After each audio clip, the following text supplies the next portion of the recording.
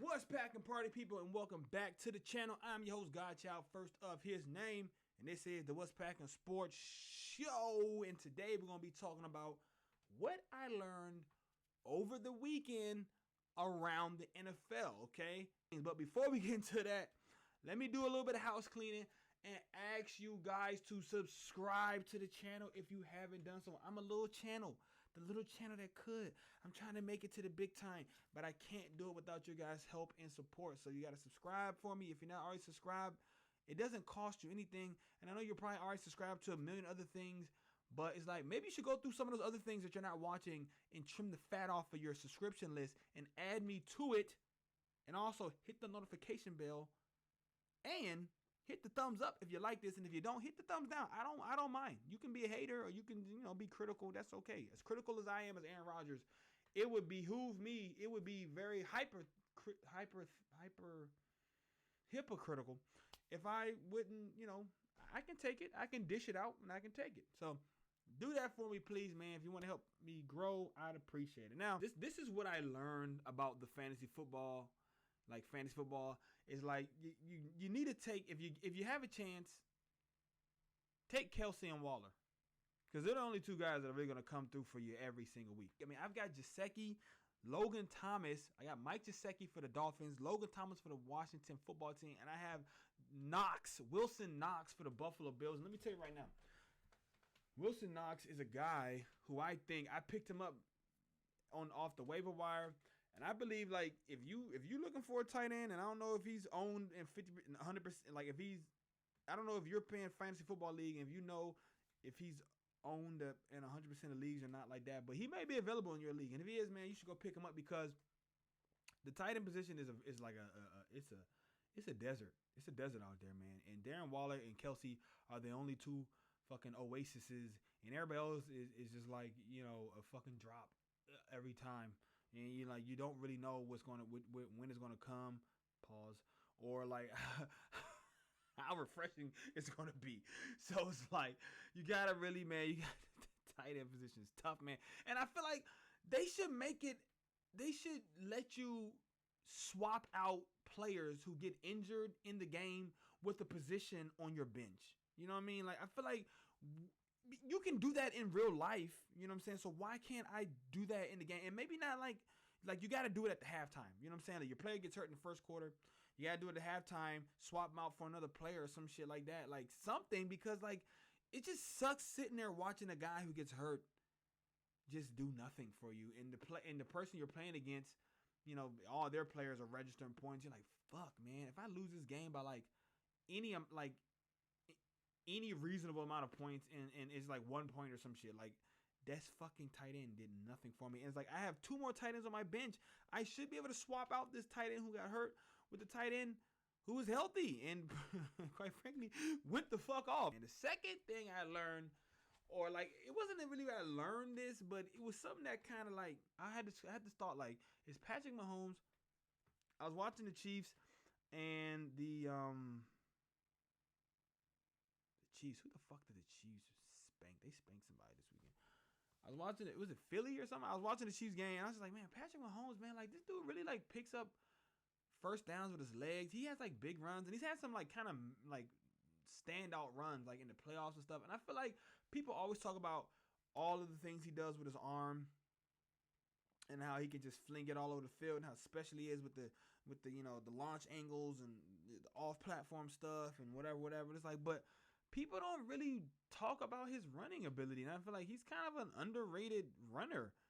And that's really kind of it. I just wanted to put that out there. I think Patrick Mahomes is an underrated runner of the football. All right, on to the next thing. The Dallas Cowboys are like really fucking good, man. They might be the best team in the NFC, and I'm really happy for Dak Prescott. I am so happy for Dakota Prescott. If I knew his middle name, I would have said it right there, but I don't. But I'm happy for this dude, man. He bet on himself when the whole NFL world was calling him stupid and saying he was like throwing away money and that he wasn't worth it and da da da da. And I mean, look, I was one of those people. Like, I thought he was like, I was like, hey, he's a top 10 quarterback, but I don't know if I would like. He's a top 10 quarterback, kind of like he was to me like a top 10 quarterback, almost not like quite by default, but almost like it's like almost like to like a to the point where it's like you can win with this dude. He's put up big numbers, but he also didn't have that top 10 kind of franchise resume. So it was just like I don't know how to feel about it, but I don't think he was worth that money. But now after he got paid and got hurt, recovered, came back, he's balling. And honestly, I think he's the front. Well, I can't say he's the front runner for MVP, but it's between him and Baby Yoda, aka K1, aka Kyler Murray, if you ask me. And that leads into the very next thing I learned is that the Arizona Cardinals are for real. The Arizona freaking Cardinals are for real. The NFC West is a slaughterhouse, and I thought that the Arizona Cardinals were going to be at the bottom and just kind of get picked apart by the rest of those teams in the division. But while also kind of being an upset kind of, like at the end of the season, they'll be able to upset some people or, be feisty down the stretch, but not really be able to do it. But man, the Arizona Cardinals, man, like I'm surprised. Kyler Murray, I think he has to be the number one like MVP vote getter right now. Just everything he's able to do on the field is just so special. The way he moves in the pocket, the motherfucker is completing 75% of his passes. 75%.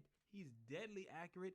He's got a live arm, so he can launch it to anywhere on the field. He can make every throw, and then he can kill you with his legs. And it's not just his speed; it's the shiftiness, the way he maneuvers the pocket, the way he just seems to outrun those linemen. They can never quite get him. And even in the pocket, he can dip, dodge, duck, dive, dodge, dip, whatever. You know what I mean? Like he can do everything you need to do in the pocket, and he's just a great player. And the defense has actually been not as it's been impressive as well. I kind of was clowning when TJ Watt decided to go with the Cardinals over like teams like the Packers or maybe like Steelers or like the Browns even. I was like, man, are you really the fucking Cardinals, bro? Like really?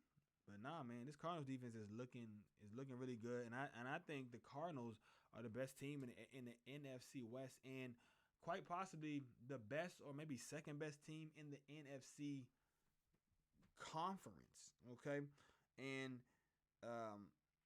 it's just something about the West teams, man, because it's not just the NFC West, it's the AFC West as well. And this is the other thing that I really took away from the weekend, watching the San Diego game, and watching the Chiefs and the Denver Broncos. Even though they lost, they were still 3-0 coming to the weekend. And then you had the Las Vegas Raiders. They took on the Chargers. They were 2-1. The Chargers. The Raiders were 3-0. And it's like they clashed on Monday Night Football, and the Chargers came out on top. And I feel like that was the deciding factor for me. Like the Chargers, if you ask me, are the best team in football. They beat the Chiefs the week before that, and they didn't have a letdown. They came out, stood tall. Were they on the road or were they at home? They may have been at home, but honestly, it don't even matter. Like, I think they were on the road. I think they were on the road in Las Vegas, or maybe they were. It don't matter because Vegas and Los Angeles are so fucking close. You know what I'm saying? Like, it ain't really like a true home field advantage for either one of those teams because people can just get there. Like, it's like a 2-hour road trip to fucking California from Las Vegas. So it's like, but I was impressed, man, by their defense. I was impressed by the running game. I was impressed by the young quarterback, man. It's just overall, I think that is the best team maybe the Bills. I mean, I got to see how the Bills play, against like some competition like that. But I mean, I just think from what I saw from the Chargers, they got it, man. And in the West, in both sides of the conference, American Football Conference and the National Football Conference, the West is the best. The West is the best on both sides of the ball. All right, guys, those are some of the things that I learned over the weekend. My little weekend report, whatever you want to call it, the progress report or some shit like that. Let me know what you think in the comments below. Any fantasy tips? Drop them Jones in the comments below, man. Are you happy for Dak Prescott? And do we owe like Mike McCarthy a little bit of an apology? Because after last year, I feel like a lot of people were shitting on him heavily. And now it's like nobody's really shitting on him. You know what I'm saying? And his team is looking like maybe the best team in the NFC. So, you know, maybe we owe Mike McCarthy an apology. Maybe we don't. Maybe some people are like, man, fuck Mike. You know what I'm saying? It's all about Dak. Maybe that. And Kellen Moore, the offensive coordinator, he's going to be a head coach very soon. Okay.